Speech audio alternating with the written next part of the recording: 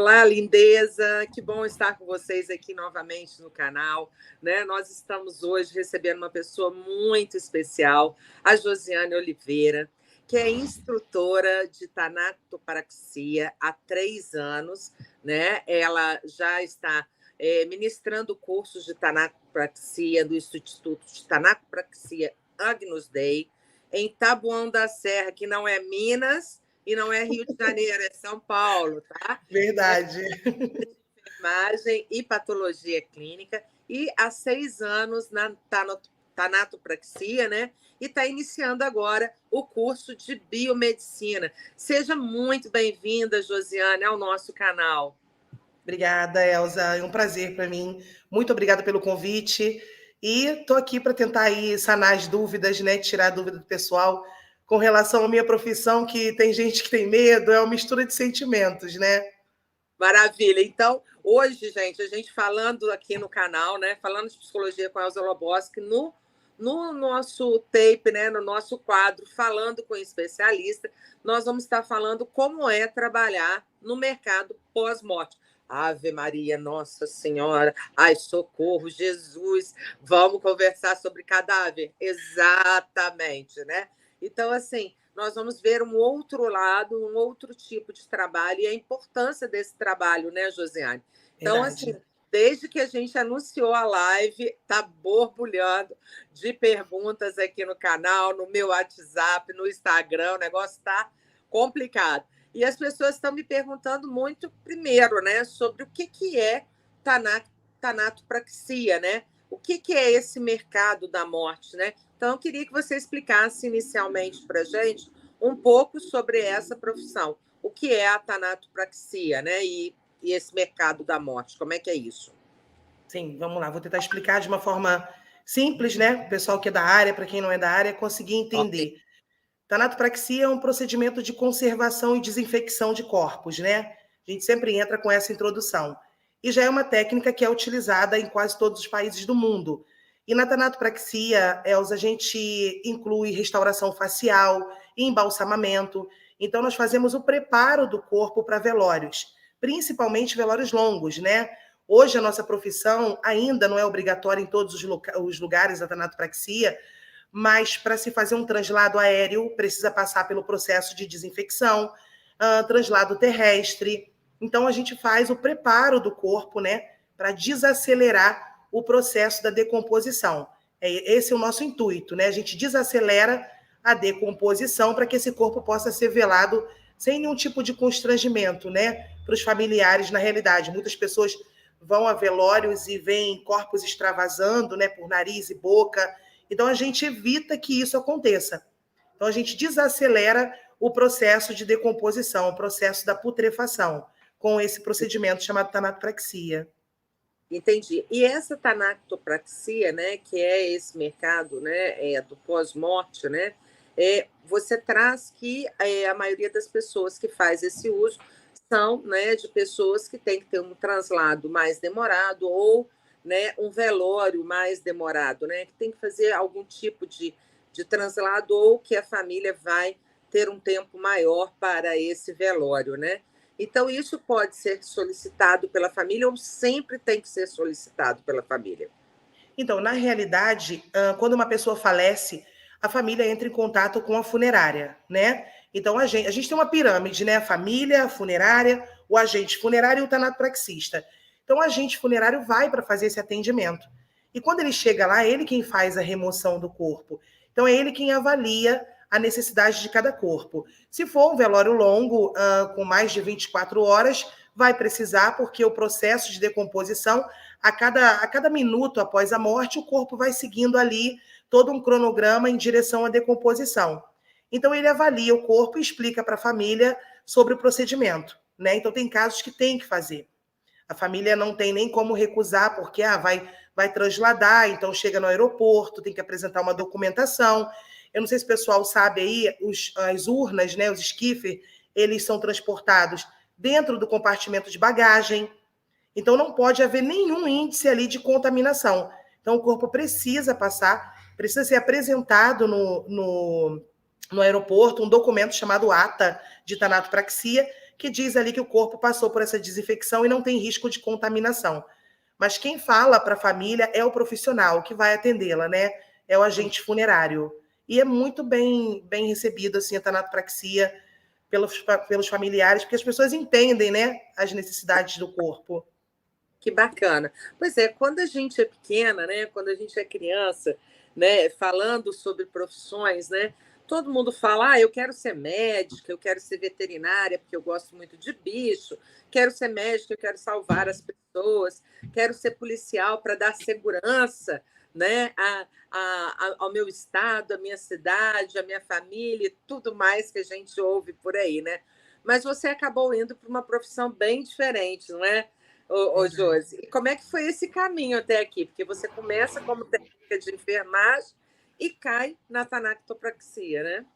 Sim, eu fiz o curso de técnico de enfermagem. Primeiro eu fiz patologia, depois eu quis me aprofundar, fui para o técnico de enfermagem e comecei a entrar em parafuso por ver o sofrimento humano, esse caos na saúde no nosso país, então não podia fazer muita coisa e comecei a ficar meio chateada, né? Me afastei de tudo, fui trabalhar numa coisa completamente diferente, aquela fase que a gente desacredita da gente, né? E fui ser empregada doméstica. E fiquei 10 anos, mesmo sendo uma pessoa com estudo, e uma fase da minha vida, eu acho que eu tive um probleminha aí de ansiedade, talvez não diagnosticado, parei de acreditar em mim e simplesmente fiquei 10 anos aí estacionada. E conheci uma pessoa que falou para mim, poxa, você veio da área de saúde, você podia conhecer uma profissão, e ela se chama tanatopraxia, e olha, acredite se quiser, foi paixão, amor à primeira vista.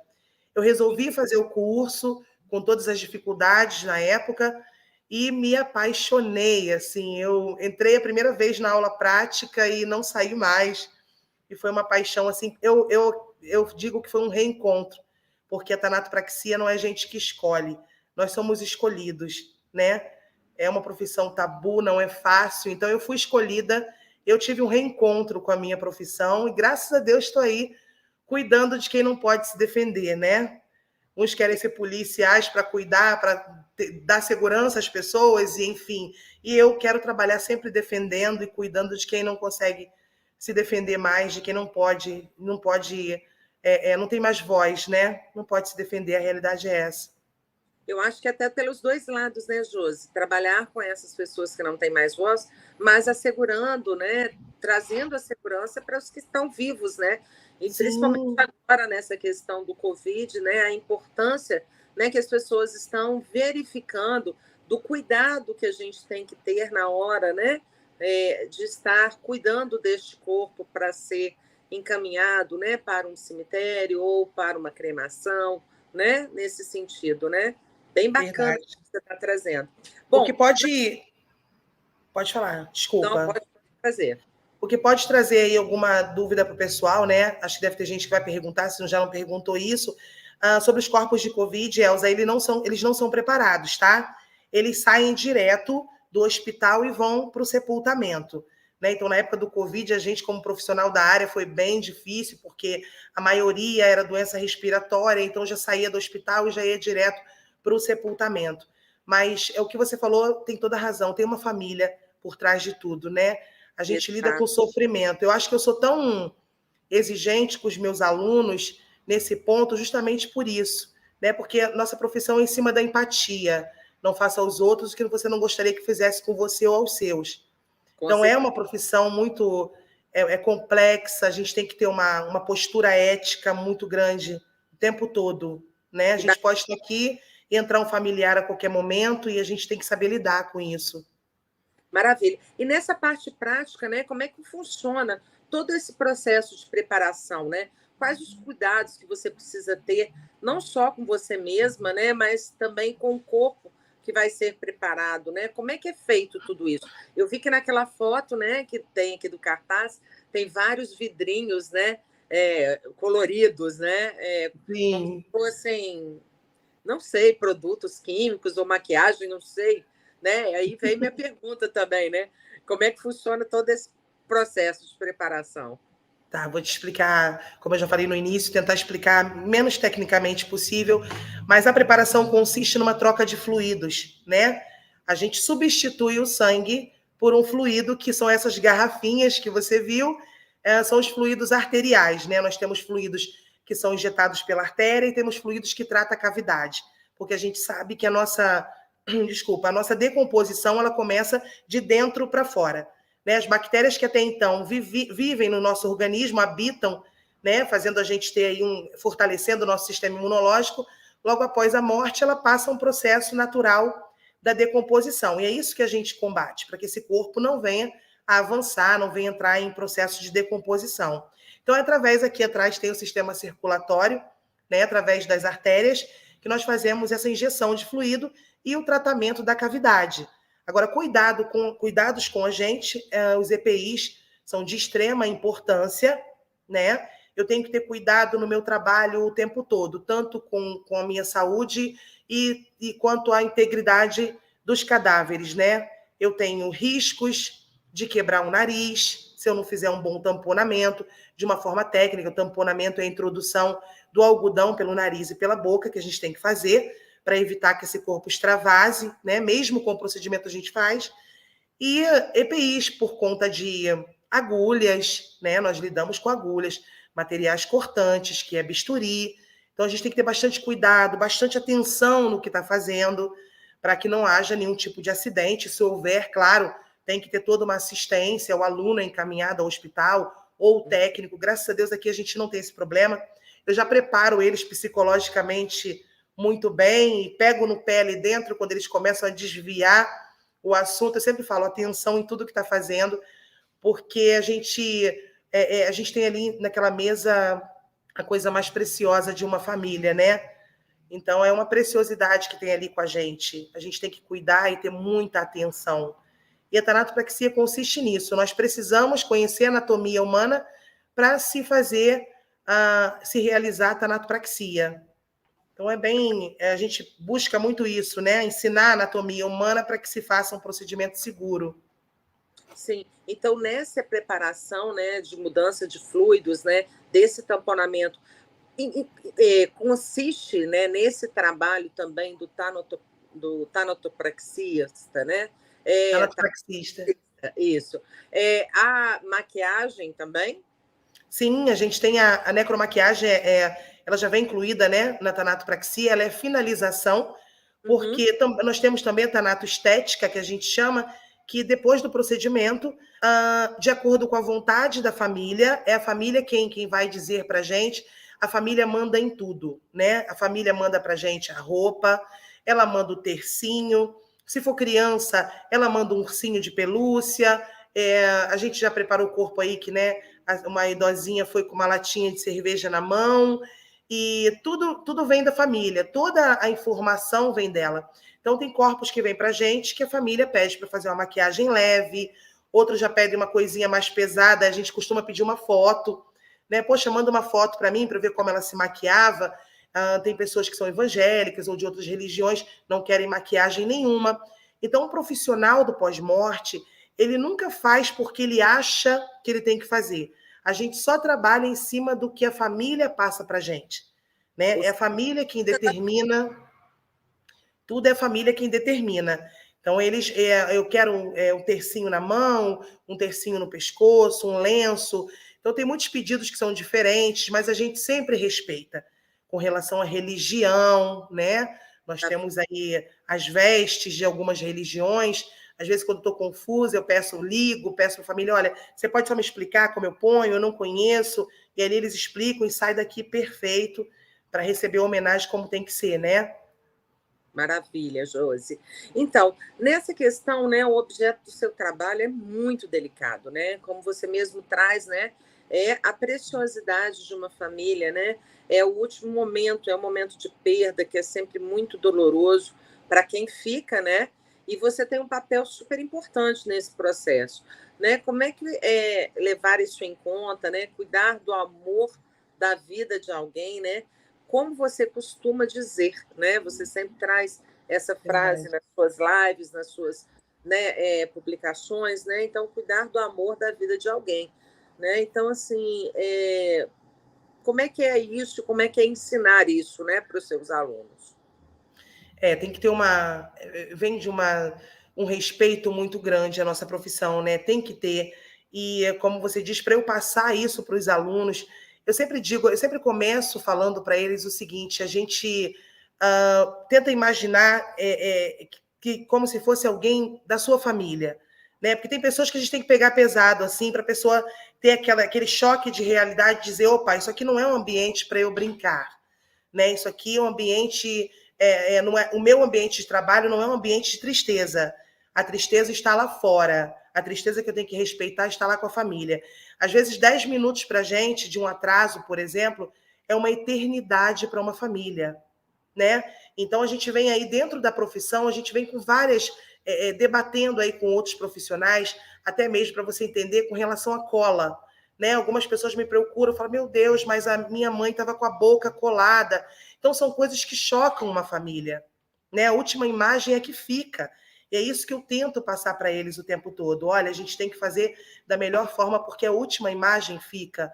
Então, se uma pessoa chega num velório e vê o seu ente querido com uma boca colada, né, ali com o nariz machucado, isso cria todo um trauma, fora que é passível de processo, né, que nós temos aí hoje o artigo 212, né, que fala do vilipêndio de cadáver.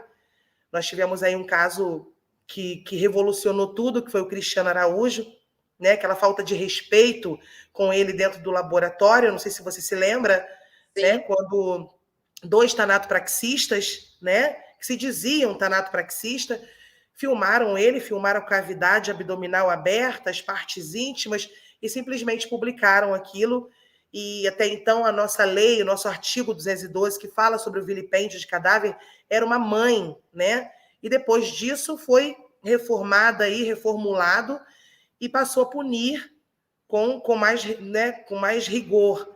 Então, eles não responderam na época pelo crime porque a lei não cobrava tanto. Sim. E hoje o artigo é conhecido como Cristiano Araújo. Então, a gente vem dentro desse padrão de respeito aí. Graças a Deus, eu nunca tive problema, mas existem profissionais e profissionais, né? Sem a realidade dúvida. é essa. Agora, isso que você traz é muito interessante, né? Ter alguma parte do rosto machucada, a boca colada, isso é uma coisa interessante, porque eu já vi isso em várias situações e não sabia que isso não era permitido. Sim, não é que seja proibido, tá? A gente vem numa tanatopraxia avançada, né? E a gente, quando trabalha com empatia, a gente tenta fazer da melhor forma possível, porque empatia é se colocar no lugar do outro, né? Tanto daquele corpo ali quanto da família, né? E fica uma coisa muito antiestética. E hoje nós temos uma sutura que é uma sutura simples demais e a boquinha fica fechada. Nós temos a intradérmica, que a gente chama, tem o freio de boca, né, que é a sutura bucal. Então, são coisas que a gente pode fazer para amenizar, mas, como Para eu te dar disse, às vezes o naturalidade, profissional está lá, não vou fazer isso, uma vou passar uma certa cola aqui. naturalidade, né? Sim, então tem muitas coisas que a gente pode amenizar. A tanatopraxia ela vem avançando. E o que a gente pensa é no bem-estar, na medida do possível, da Claro, família naquele momento ali do último adeus. E claro. cola, de verdade, a cola não é uma coisa legal, né? A pessoa olha aquilo ali, aquilo desfigura, então a gente vem aí tentando aprimorar um pouco isso, né? Com certeza, José, esse mal-estar que a gente não Sim. sabe identificar direito, mas é um mal-estar, sem dúvida. Existe, ô Josi, muita superstição, né, quando se fala em morte, né? Fala em morte é igual eu falei no início, ai meu Deus, Nossa Senhora, deixa eu benzer, Virgem É. Maria. E quando se fala nesse processo de despedida, né? Como você adapta seu trabalho, né, com as crenças das pessoas à sua volta e à volta de quem perdeu um ente querido e até como você trabalha essa questão com os seus alunos também? Sim, olha, Elza, é um assunto bem delicado, né? Porque as pessoas, como você falou, Deus me livre, cruz credo, tem gente que vê o carro funerário, troca de lado da rua e se benze, só de ver um carro funerário já tem aquela pane, né? E tem muita coisa que eu digo que é fruto da imaginação das pessoas, tá?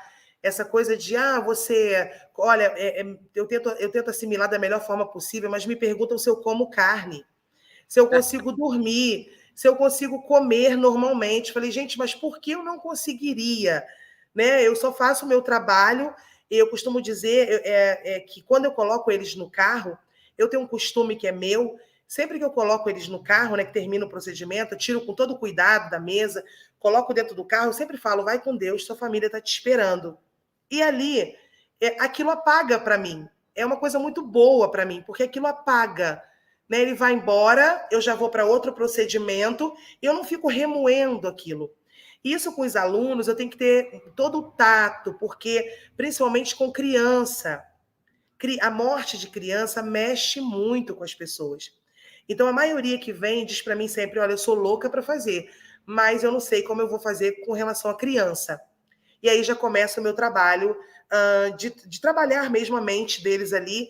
E quando me perguntam sobre criança, eu costumo dizer que a forma que eu penso é o seguinte, os pais dessa criança precisam se despedir. Então, eles precisam do meu trabalho. Eu sou uma profissional. Eles estão sofrendo. Eu não posso misturar os sentimentos naquele momento. Porque se for aqui a gente prepara muita criança para a Bahia, para outros estados. Por quê? Porque a gente tem o Hospital do Câncer, o Hospital do Coração, que atende muita criança. E, infelizmente, algumas vêm a óbito e precisam retornar para a cidade natal. Então, tem que passar pelo procedimento. Então, com relação a isso tudo, a esse receio de tratar corpos de criança, as assombrações, os fantasmas, tem aluno que fala que está vendo coisa, que está ouvindo coisa, e eu sempre tento lidar da melhor forma possível. Uma coisa eu não posso te negar. Os corpos, a morte traz uma energia, e isso, às vezes, é quase palpável, né? Mas ninguém é obrigado a acreditar. Cada um tem a sua crença, acredita no que quer, mas, assim, um olhar de quem vive da morte, existe essa coisa de conversar com o cadáver, isso existe, a gente pratica. Não é sempre, quando a gente encontra uma dificuldade para estar ali realizando o procedimento, às vezes a gente encontra uma resistência e a gente conversa, chama pelo nome, então é uma coisa nossa, né? Mas cada um tem uma forma de trabalhar, mas essa energia é bem forte. Interessante. Bem forte mesmo. Bom, a Rosângela faz uma pergunta aqui no canal. Você coloca para a gente, Marcos? Ela pede, a Elisângela Chagas, ela pede para você falar um pouco sobre a reconstrução facial. E se existe algum curso, né, específico para reconstrução facial. Muito interessante, Elisângela, porque você está perguntando aí, né, em deteriorização ou um acidente, né, casos nesse sentido. Pelo menos é o que eu estou imaginando aqui. É isso, Josi? Sim, sim. Existe um curso à parte, tá? De reconstrução.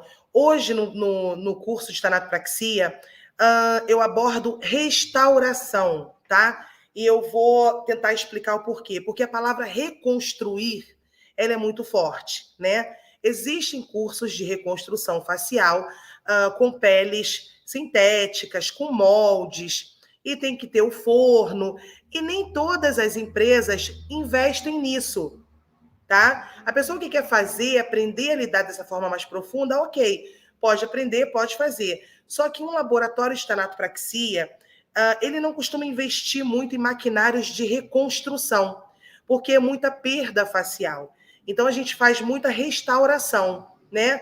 30%, 35% do rosto, a gente restaura, né? Nós restauramos com suturas intradérmicas, com massa restauradora e com a necromaquiagem logo depois dessa restauração. Então, tem uma diferença de restauração para reconstrução. Tem o curso de reconstrução, que é um curso à parte, né? Existem algumas instituições que ministram esse curso, e a restauração facial, ela já vem inclusa no curso de tanatopraxia. Então, a gente tem que ter, na realidade, a gente tem que ter um pouco de coerência até, porque tem rostos que não dá para restaurar. A gente pode até fazer ali um trabalhinho ali, mas a família, quando olha, sempre diz, olha, não é ele, principalmente se tiver uma perda de mais de 70%. Então, a gente não consegue reconstruir, recobrar a fisionomia da pessoa, né? Então, a gente tem que ter muita coerência nisso. Oi? Nesse caso, o que é feito? Caixão fechado? O corpo vem para fazer o procedimento para que evite a putrefação, né? Porque as pessoas pensam assim, mas é caixão fechado, que a gente chama de urna lacrada, então não Sim. precisa tanato. Não, mesmo sendo urna lacrada, ele vai entrar em processo avançado, principalmente porque uma morte violenta vai para o IML. Nós sabemos que só vai para o IML as mortes violentas, suspeitas ou acidentais. Sim. E geralmente já é um ambiente contaminado e faz com que esse corpo avance muito rápido. Então, quando a gente não consegue, realmente não dá, é uma perda facial muito grande, a família vai estar a par disso, e aí vai tratadinho, bonitinho, vestidinho, não tem porquê, não é porque vai urna lacrada que vai de qualquer forma, vai com a dignidade dele, com certeza, só que, infelizmente, com o caixão fechado, né? Uma fotinho em cima, alguma coisa assim. Sim. Só que aí fica impedido essa visualização dos parentes e amigos, né? Por isso que a gente, Elza, assim, de verdade, olha, a gente dá de tudo ali, nosso, naquele momento ali, se dedica para conseguir fazer algo que pelo menos a família possa se despedir. Né? Tem Entendo. 2 dias que eu virei a noite com o corpo, foi um corpo de um afogado, ele já chegou para mim avançado, a mãe pediu para mim, pelo amor de Deus, que ela queria velar ele, que ela queria vê-lo, e olha, nós ficamos de acho que 10 da noite a 11 da manhã, eu fiquei Do outro trabalhando, dia. obrigada, tá? Eu fiquei trabalhando nesse corpo e consegui, graças a Deus, consegui colocar em velório, a família agradeceu, conseguiu se despedir, e isso tem uma grande importância, né? Imagino. A gente não é o Cruz Credo, a gente tem. Nós somos ali os anjos invisíveis, vamos botar assim, né? Exatamente, exatamente. Muito bacana de você poder estar trazendo essa visão, né, completamente diferente, desconstruída, né? Desconstruir esse mito, né? Porque as pessoas criam muito mito em relação a determinadas profissões, né? E se esquecem de dar o determinado valor, né? Porque cada ser humano tem os seus interesses, as suas aptidões, e cada um de nós é importante nas suas áreas, né? Muito bacana isso que você está trazendo. E assim, o quanto que eu estou feliz de escutar, né, os cuidados psicológicos, né? Dentro da tanatopraxia, né? E o quanto que é importante até ter, né, uma disciplina, né? De Sim, psicologia, né? Também nessa uma área, né? disciplina total, né?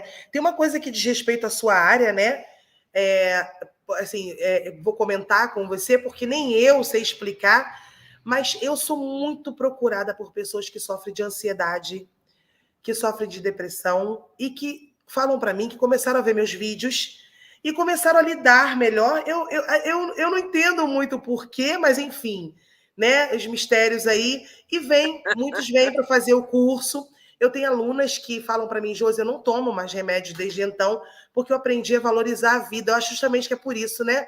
Eu vi a morte de perto e eu me sinto melhor. Exatamente. É incrível isso. Você já deu a resposta, Josi. É. É exatamente isso, né? A depressão é essa diminuição dessa energia pulsional no sujeito, né? Dessa energia vital, dessa vontade de viver. Então, quando a pessoa se depara com a única certeza que nós temos no mundo, que é a morte, que é a única certeza, não temos nenhuma certeza de mais nada, né? Só sabemos que todos iremos passar por essa etapa, né? Da morte, do falecimento. E quando você se depara de uma forma tão nítida e tão crua, né, com essa etapa, isso às vezes te dá o start. Opa, deixa eu valorizar o que eu tenho e que outras famílias, né, não têm ou perderam abruptamente, né? Então isso é Verdade. muito bacana. Muito Hoje bacana. saiu uma aluna daqui, ela falou: nunca mais bato nos meus filhos, eu nunca mais brigo com meu marido. Ela saiu toda feliz, sabe? Eu falei: nossa, gente. Ela falou: isso aqui mudou a minha visão. Falei: graças a Deus que tem pessoas que me Tá procuram vendo? para fazer o curso por uma curiosidade, não é para exercer. Vem Sim. mesmo para conhecer ali de perto o que é trabalhar com a morte, né? Maravilha. E nesses anos de experiência, né, Josi, você deve ter acumulado algumas histórias interessantes, né?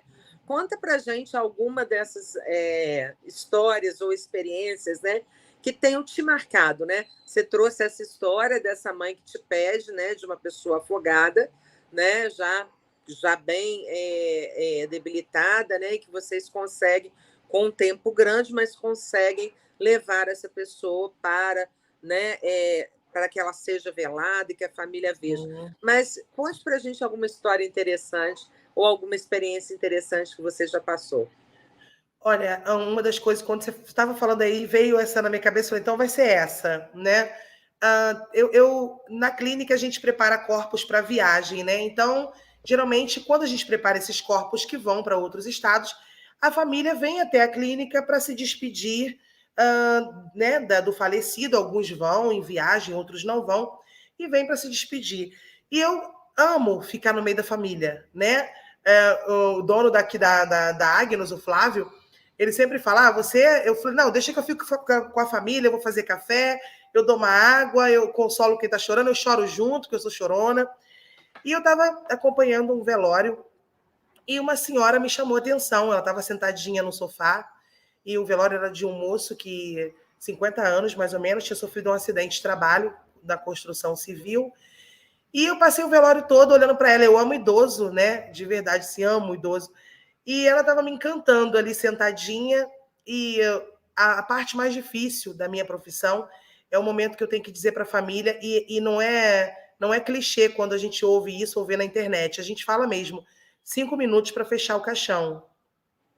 E isso é um dos momentos mais difíceis que a gente tem, né? De chegar ali, quando a gente fala isso, você nota que todo mundo se desespera, até quem estava mais tranquilo, porque sabe que está no momento de ir embora, que está no momento de dar esse último adeus.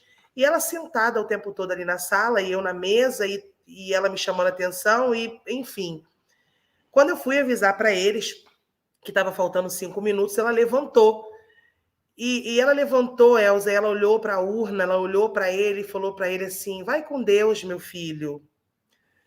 Isso me emociona só de contar. E ela falou para mim, ela falou para ele, vai com Deus, meu filho.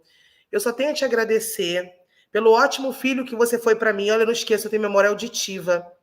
Pelo ótimo filho que você foi para mim. A mãe só tem a agradecer. Em breve, mamãe vai estar junto com você. Falou para ele. E aquilo mexeu comigo, eu fui consolada pela família. Chorei tanto que a família que veio me consolar. Mas, enfim, um mês depois eu volto para ministrar o curso e o Flávio me avisa que uma semana depois ela veio para a clínica, ela faleceu e ela foi realmente ficar junto com ele porque ela foi preparada na clínica e ela seguiu em viagem para ser sepultada junto do filho. Eu nunca esqueci isso, sabe? O discurso dela de agradecimento e ela dizer para ele que em breve ela estaria junto com ele. Ela ainda falou, em breve mamãe vai estar junto com você. E uma semana depois, 7 dias, ela foi e foi sepultada junto com o filho, porque a gente que fez o translado. Então, são coisas que, assim, inexplicáveis, né? Que mexe com o emocional da gente. Não adianta que mexe, né? A gente tem na mesa ali pessoas que a gente, como diz a oração do tanato praxista, pessoas que a gente não sabe o que a mão dele lutou, né? E nem o que os olhos dele viram. Então, tem que ter muito respeito. São várias histórias aí ao longo do tempo. Conta mais uma, então, pra gente. Uma história interessante. O pessoal fala muito de sonho, né? Vou contar uma de uma criança que impressionou algumas pessoas. Fora as restaurações e momento que a gente conversa e pede ajuda e o corpo reage e aceita o tratamento. O pessoal me pergunta sobre criança. Mas você sonha, né?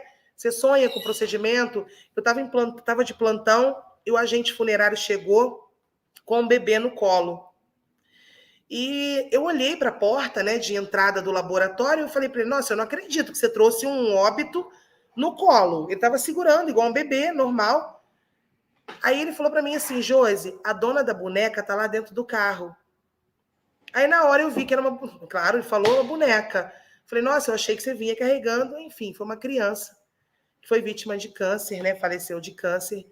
E aí, quando a gente entrou com ela, quando eu puxei ali o caixãozinho dela no carrinho, coloquei dentro do laboratório, ninguém quis abrir o lençol, né? Porque tem gente aí que é antigo na área e tem esse tabu com criança, e eu entendo também, né? E aí ele, como eu tenho com mortes violentas, algumas pessoas têm para criança.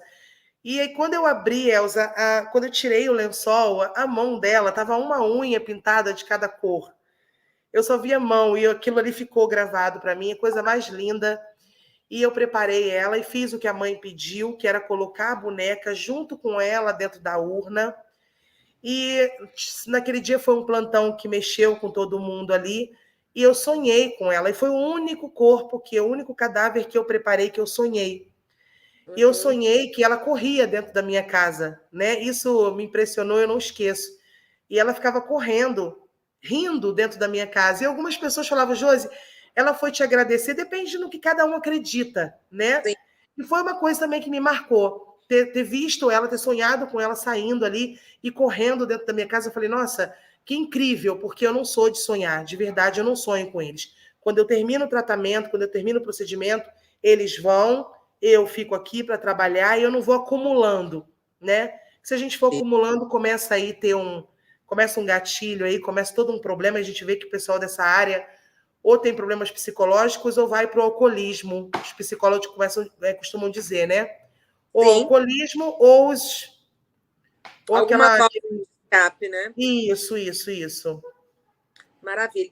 Então, Josi, você também ensina, né, a tanatopraxia, né? Fala um pouco para a gente como é que funciona esse curso, né? O que que a pessoa aprende e o que que ela pode esperar ao entrar, quanto tempo, né, para poder fazer essa formação? Precisa de uma formação inicial, né, ou prévia antes de começar essa formação em tanatopraxia? Uma das coisas que eu amo assim na tanatopraxia é justamente porque ainda é um curso livre, né? Ainda é um curso que qualquer pessoa pode fazer. Eu já tive alunos, Elza, que não sabiam escrever o próprio nome e entram no laboratório e dão um show, né? Eles entram no laboratório, aprendem ali, porque eu ensino muito falando. Eu até evito, como eu recebo pessoas assim de todas as escolaridades, eu até evito estar mandando escrever, né? Para não constranger ninguém. Então, graças a Deus, eu consigo explicar de uma forma que eles conseguem entender, e isso é muito interessante. Então, é um Bacana, curso livre, que não exige grau de escolaridade. né? É um curso Ficou livre, um curso de extensão, né? Isso. Então, não exige nenhum grau de escolaridade, qualquer pessoa pode fazer. Qual Idade está picotando. a carga horária? Ah, sim. Então, consiste em... São 7 dias intensivos de treinamento. Alguns cursos são 4 dias, quando ele é intensivo. O nosso são 7 dias. O aluno fica com a gente, nós temos alojamento na clínica. Ou eles ficam alojados, ou para quem mora perto, vai e volta ali. São 120 horas de estágio, né? E um final de semana de aula teórica. E parece que não, mas o aluno sai pronto daqui, graças a Deus, porque o treinamento é dentro do laboratório. Eu acompanho esses alunos durante 7 dias ali.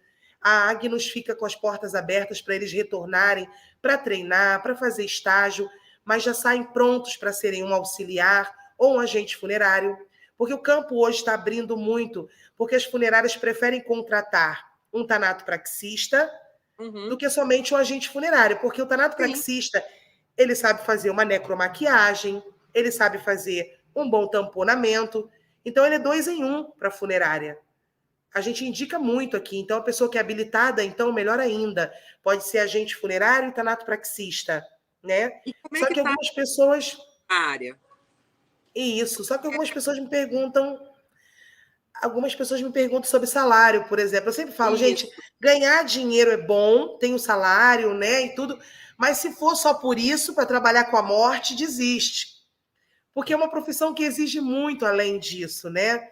E em questão salarial, vai depender da empresa, vai depender da carga horária, se paga por comissão, se não paga, se é 12 por 36, 24 por 48, então isso varia muito. Geralmente, quem vem fazer o curso vem mesmo porque tem esse chamado. E falam para mim, nossa, Josi, desde quando eu te vi lá no TikTok, desde quando eu te conheci, eu não consigo parar de pensar em tanatopraxia. Então, é um chamado, né? A pessoa parece que desperta. A realidade é um despertar aí em certo ponto da vida. Mas, mais ou menos, como é que seria hoje, por exemplo, se eu fizesse o curso, né, e fosse contratada para trabalhar, né, numa funerária hoje, né? Qual que seria mais ou menos a média, né, salarial?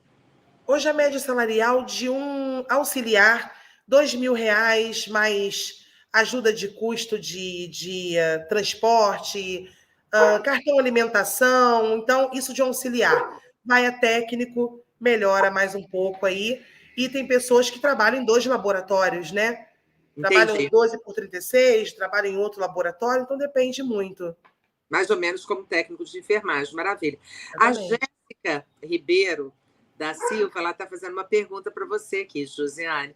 Como é que você consegue controlar o seu psicológico e não se deixar abalar, né? A Jéssica, conheço ela. Jéssica, tudo bem, minha linda? Então, gente, é o que eu estava falando quase agora, né? Desculpa. Tá brilhando aqui, achei que era alguma coisa na minha boca, tô brilhando aqui. Eu estava falando quase agora isso, né? Sobre isso. A gente não pode fazer uma. Eu sei que é difícil para algumas pessoas, mas esse envolvimento, vou explicar de uma forma simples. O aluno que fica segurando na mão do cadáver. Quando eu vejo um aluno segurando, acariciando a mão de um cadáver, eu já desperto ele naquele momento, do tipo, parou, né? Vamos parar. A gente precisa fazer o nosso procedimento. Então, eu assimilei o meu psicológico a isso. A família precisa de mim. Então, eu não posso me envolver. É claro que tem uma coisa só que me deixa um pouco desconfortável, que são mortes violentas, né? Mortes por motivo fúteis, né? Às vezes a gente sabe da história. Às vezes a gente funerário conta pra gente. Tem outros que a gente só sabe o que está escrito no óbito. A gente não sabe nada ali, né? Nós já preparamos, né, vários casos famosos que foram coisas assim que a gente olhou e falou assim, meu Deus do céu, gente, por isso. Mas vem cá, uma tá com álcool e fogo aqui por conta de som alto, né? Pô, essa criança lá de cima desse prédio, cá embaixo. Então, são coisas que a gente vai ali, aí a gente se envolve, porque olha a televisão, né? Olha tudo que Sim. aconteceu. Mas o meu psicológico e dos meus alunos eu tento preparar dessa forma. Eu tenho uma profissão que é importante para a família precisa de mim. Então, eu tento equilibrar isso aí. Quando eu vejo que isso está indo para outro caminho, eu disparo ali a minha. O sininho toca, né? Tá na hora de eu parar de me envolver daquela forma. Mas tem que ter um grande cuidado, porque a gente tem colegas aí que estão afastados por conta de algumas coisas que aconteceram e acabaram surtando, então é bem complicado. Exatamente. Né? E quando você fala que você já pegou alguns casos, né, de pessoas conhecidas, né, de pessoas famosas, né, não é nem possível para você falar o nome dessas pessoas, né, porque eticamente isso pode te comprometer ou teria algum problema? Não, eticamente pode me comprometer, né? Então a gente não costuma falar. São casos policiais, tá, Entendi. Elza? Quedas de prédios, né? Briga Acidentes, de né, vizinhos, né? que são noticiados, né, noticiados. Mãe que espancou até a morte, helicóptero que caiu, né? Entendi. Então assim vai, avião, né? Então são coisas assim Entendi. que vêm para a gente e a gente começa a meio que se envolver ali por conta de saber a história lá fora, Sim. né? No início da minha carreira, até dentro da pergunta da Jéssica, eu tinha uma coisa que eu fazia que era terrível. No início, eu pegava o nome daquele cadáver, eu ia no Facebook. Então, eu via aquela pessoa viva, aquela pessoa alegre, e aquilo começou a querer me... Falei, opa, peraí, vou parar com isso. E depois parei completamente. Parei mesmo, porque senão isso ia acarretar aí de uma forma negativa para mim, né? E os meus Entendi. alunos se espelham muito em mim o tempo todo. Então, se eu caio ali, já era. Nesse momento, né, para mim fica muito claro, Josi, né, como psicóloga, né, que a sua expertise, né, na sua didática profissional, né, de estar passando para os seus alunos as suas experiências, as suas vivências, né, para que eles possam ter, né, um olhar diferenciado, fazer um apontamento, né, e ter um comportamento parecido com o que você passa para eles em relação à ética, né? É interessante que aqui, ó, a Emily Ariane está perguntando aqui, Josi, qual foi o óbito que mais te comoveu? O que mais me comoveu? uma moça que foi, não posso falar muito, senão dá para saber, uma moça que foi, dá para saber quem é, não posso entrar muito, mas vou tentar. Uma moça que, por conta de uma coisa tão banal, que foi um som alto, a vizinha invade a casa dela, joga álcool nela, isso foi muito recente, joga álcool nela e ateia fogo. Isso, olha, Elza, foi um corpo que eu preparei que só Deus, assim, na hora ali, eu falei, bom, se eu pudesse não estar aqui, né, negar, porque as mortes por motivos banais me assustam muito, eu não sei por que eu tenho isso comigo, por conta de covardia mesmo, ninguém gosta, né? E, e o óbito de um colega de trabalho que eu tive que preparar. Eu soube da morte dele tem um mês, soube da morte dele, fui embora correndo, fui para a casa que a gente tem aqui, né, em São Paulo, fui embora correndo para não vê-lo, e aí a família me ligou e pediu para que eu viesse para preparar ele. Então foram duas coisas que me marcaram bastante.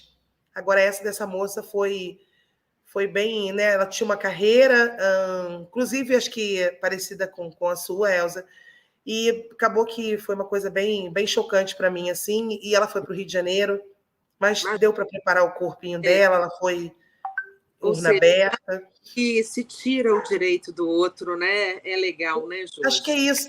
Eu olho sabe, eu fico assim, mortes, a gente pega muito aqui também, suicídio. Coisa complicada, né?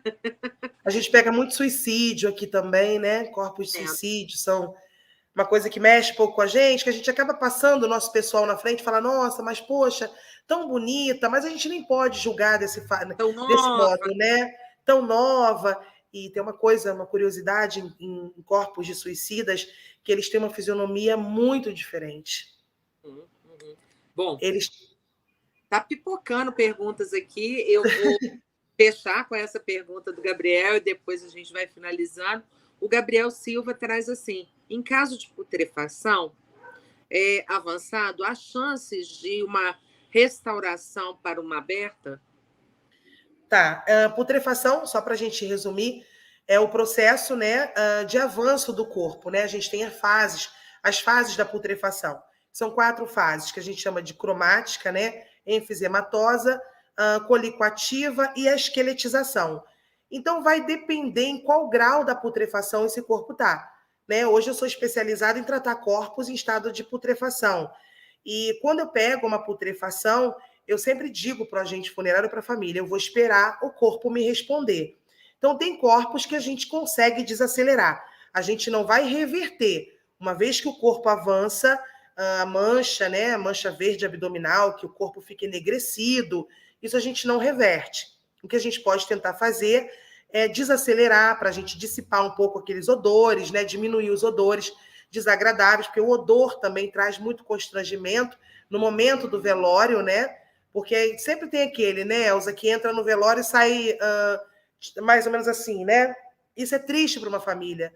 Ver pessoas em volta do corpo ali tampando o nariz. E às vezes a família só quer local, né? Porque tem um cheiro ruim, exatamente. Isso. E aonde tem o odor, tem gases e tem bactéria. Então, a tanatopraxia também é uma questão de saúde pública.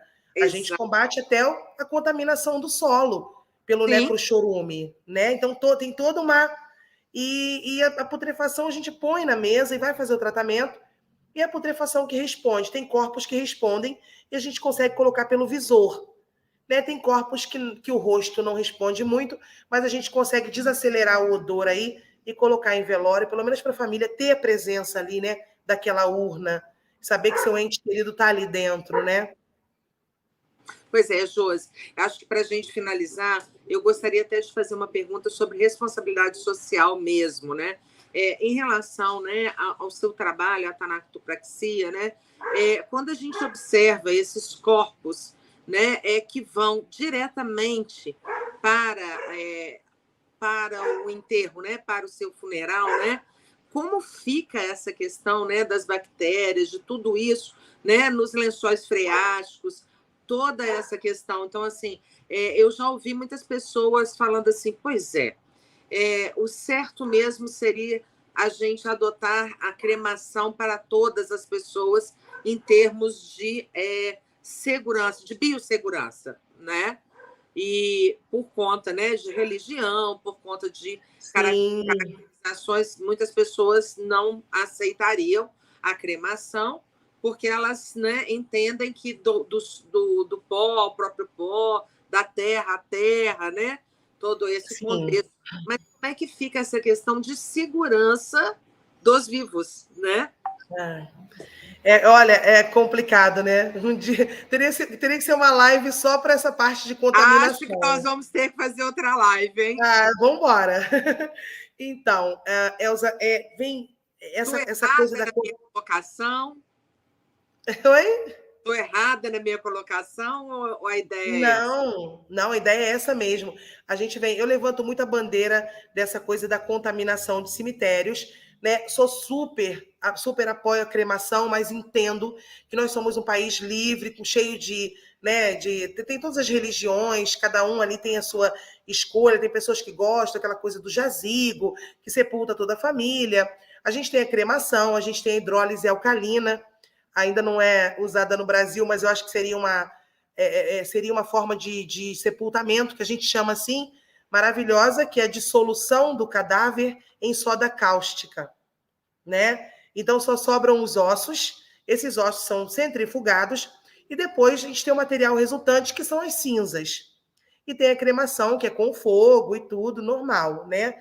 Essa da hidrólise alcalina a gente chama de cremação líquida, porque a finalização dela são as cinzas. Mas antigamente eu gosto muito de falar sobre isso, mas vou tentar resumir para não tomar seu tempo. As pessoas falavam, a minha mãe falava para a gente, chega do cemitério, tira a roupa. Sim. E eu achava um milhão de coisas. Meu Deus, mas eu trouxe fantasma para casa. Eu achava muitas coisas. Eles ensinavam isso para a gente, nem ela sabia o porquê estava me ensinando, mas ela me ensinava.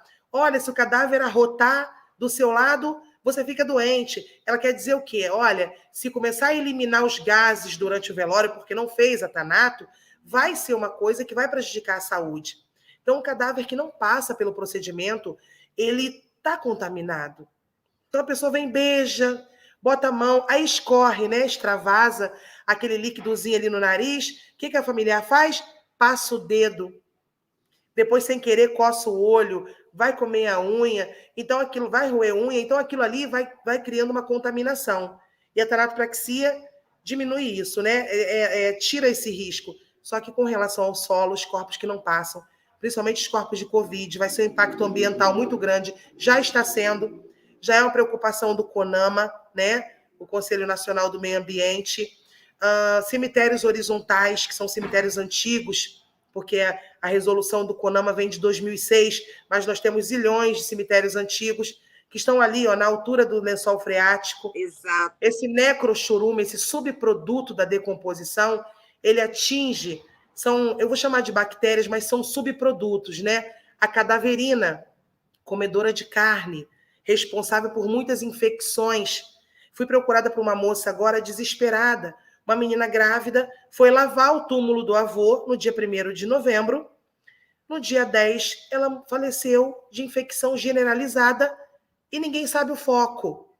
Aí o médico começou a querer o quê? Ela lavou o túmulo, ela estava descalça. Quantas pessoas nós vemos falar que entra pé diabético, entra com ferida aberta e perde o membro, e antigamente as pessoas falavam assim, mas é por conta de religião, espíritos que habitam no cemitério. Não, gente, são bactérias, são subprodutos, cemitério é um lugar sujo, tem pessoas que vão para namorar, comer, vou comer a fruta.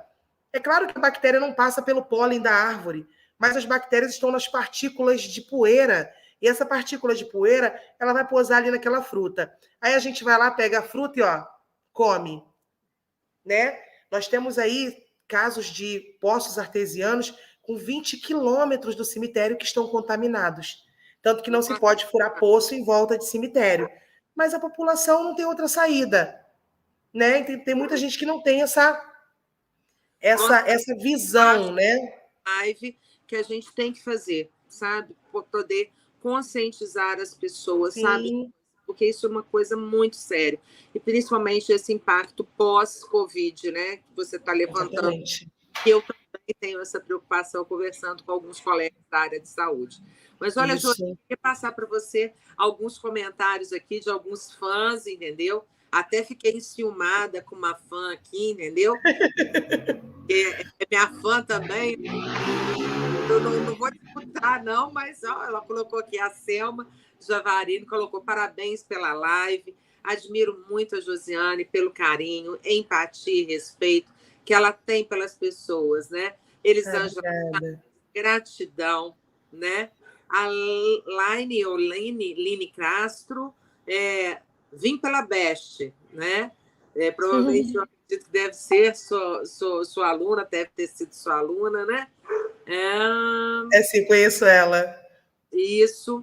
A Emily também agradecendo, a Aparecida Nascimento, a Elza Gonçalves, a André Helena, a Selma novamente, já querendo a parte 2. A Santos, Jô, você é maravilhosa. Então, assim, Obrigada. muitos elogios. A Natália, adoro a Josi. Em breve estarei fazendo o curso de Tanato. Aí, ó. Amém, se Deus quiser. Né? Pedro Figueira, boa noite, professora. Né? Os demais fizeram perguntas. A Adriana, a Thaís, a Alê Santos. Né? Então, muitas pessoas presentes, muitas pessoas elogiando o seu trabalho. Isso é muito bacana, Josi. Não é à toa que a gente... Graças a Deus. Para estar falando conosco aqui, né, no canal, falando de psicologia com a Elza Loboski. Me sentiram honrada. Nesse quadro Fala Especialista, né? Josi, assim, muito agradecer, gratidão mesmo pela sua disponibilidade de estar, né, dividindo um pouco essa sua experiência, todo esse seu conhecimento, a sua expertise na área, e fica aí o convite para a parte 2, sem dúvida alguma. Mas antes da gente terminar, eu peço para você deixar uma mensagem para quem quer fazer o curso de Tanato, né? Quem te acompanha no seu canal também. Nós vamos colocar aqui embaixo todos os contatos da Josi, para quem ainda não a conhece, para que vocês possam seguir a Josi, né, no Instagram, youtube.com/Tanatopraxia Josiane no YouTube, né? No Instagram, @instrutora _Tanato _Josiane, e no TikTok, @Josiane Tanatopraxia. Então, assim, tem 3 formas de vocês seguirem aí a Josi, ou seguir as 3, né, Josi? Seria até melhor. Verdade. Então, um recadinho pra gente, Josi. Então, Elza, eu quero te agradecer muito, de coração mesmo. Nossa, eu falei, olha, estou acostumada a fazer live no meu TikTok, e hoje eu fiquei nervosa. Eu falei, meu Deus, desde o dia que eu recebi o convite, eu já fiquei nervosa. Eu quero pedir a todo mundo que me segue, que está na live, que vai depois, né, assistir a live, para te seguir também, para se inscrever no seu canal. É um canal maravilhoso. E só assim vão ficar também informados aí da parte 2. Acho interessante, se for interessante para você, a gente falar sobre essa questão da contaminação, sobre presença de crianças em velórios, o que pode acontecer em um velório. Acho bem interessante a gente juntar também os fenômenos que acontecem nos velórios, que as pessoas acham que a pessoa está viva, e tudo tem uma explicação científica. A mão que fica mole. Velório, Marcos, aí, ó, cuidado no velório. É aquela mão que fica mole, o corpo que fica quente, tudo isso tem explicação científica dentro do conhecimento aí de tanatologia, de medicina legal, de necrópsia, de tudo, né, que envolve a morte. E para quem quer, para quem gosta da tanatopraxia, para quem quer entrar para esse mercado, a única coisa que eu posso dizer é que se uma pessoa não tiver amor por ela, ela não consegue doar amor, principalmente para um cadáver, né? Por quê? Porque às vezes a gente vê as pessoas querendo a profissão, mas com vários interesses. É claro que dinheiro é bom, amor não enche barriga. Eu costumo sempre dizer que o amor não enche barriga, mas ele mantém a gente de pé. É maravilhoso a gente acordar e falar, nossa, hoje eu estou de plantão. Agora tem pessoas que ganham rios de dinheiro e falam, ai, que saco, hoje eu tenho que trabalhar e não sei o quê. Então é tão gostoso quando a gente faz uma coisa que a gente gosta. Eu costumo dizer que eu amo tanto o que eu faço que transborda. E por isso que eu ensino. Né? Eu ensino mesmo, é o meu sonho é ver a tanatopraxia sendo respeitada, vendo esses profissionais que expõem cadáveres, expõem o corpo, partes íntimas, o rosto, em busca de seguidores. Eu espero que ainda dê tempo de eles se reciclarem e saber que é uma profissão linda e a gente tem uma grande importância, nós somos os bastidores. Nem sempre o muito obrigado vai vir, mas eu sei que eu estou propiciando a família ali uma tranquilidade, né, entre aspas, na medida do possível, naquele momento do último adeus, que é a única coisa que a família precisa para ter o luto dela. A família precisa dessa fase, né? Das fases do luto, na realidade. Então, tem pessoas que acabam interrompendo essas fases por conta de constrangimentos, de ter vergonha por alguma coisa que aconteceu com o corpo, né, com o ente querido naquele momento. Então, quem quiser, venha para cá. Eu ensino com o maior amor do mundo. Eu fico aqui 7 dias. Sou chata, sou divertida, fico oscilando assim, porque eu sou profissional, É né? isso, é o cuidado, né, Josi? Então, quem quiser Verdade. o curso aí em Taboão da Serra, né, no Agnes Day, fica onde? Isso. Qual é o contato? O contato da Agnes pode ser os meus contatos mesmo, tá? Eu passo todas as informações, pode entrar no meu direct, que eu ponho lá, passo o meu zap para todo mundo, e o pessoal me adiciona no zap. A gente está com Aí, uma palestra agora também, uma palestra arroba, certificada. isso, Isso, arroba, instrutora Tanato, _ Josiane. Tem uma isso. palestra aí também, que o pessoal que quiser, tá bem legal. São 3 horas de palestra gravada, tá bem top. Ótimo. Dá Então, para o ó, pessoal tem conhecer bem. material no canal da Josi, então não percam, né? Muitos agradecimentos aqui no canal. E realmente foi uma live assim interessantíssima, né? Fugiu da caixinha, né? E eu acho que é isso que é o meu papel aqui dentro do canal, trazer as possíveis profissões, né?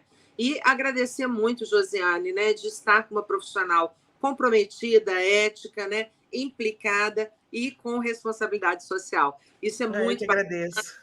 muito feliz e parceira da psicologia. Isso, então, ainda melhora mais. Apaixonada por psicologia. Quem sabe um dia eu chego aí, eu chego lá.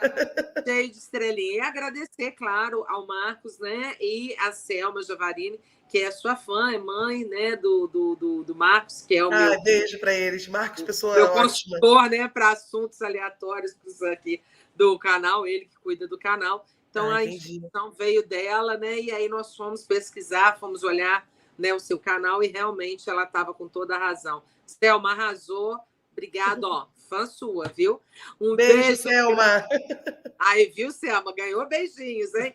Olha, um beijo grande a todos vocês. Para quem for nos assistir, vão estar todos os contatos aqui nos comentários. Coloquem os seus comentários. Entre em contato com a Josi. Não perca essa oportunidade de se especializar e se especializar com pessoas que têm realmente um bom gabarito, né? E uma boa referência. Tem espaço para vocês dormirem, pernotarem, né? No espaço lá da escola. Então, isso também facilita quem é de outros estados, né? A Selma, ó, sou fã de vocês duas, ok, Selma?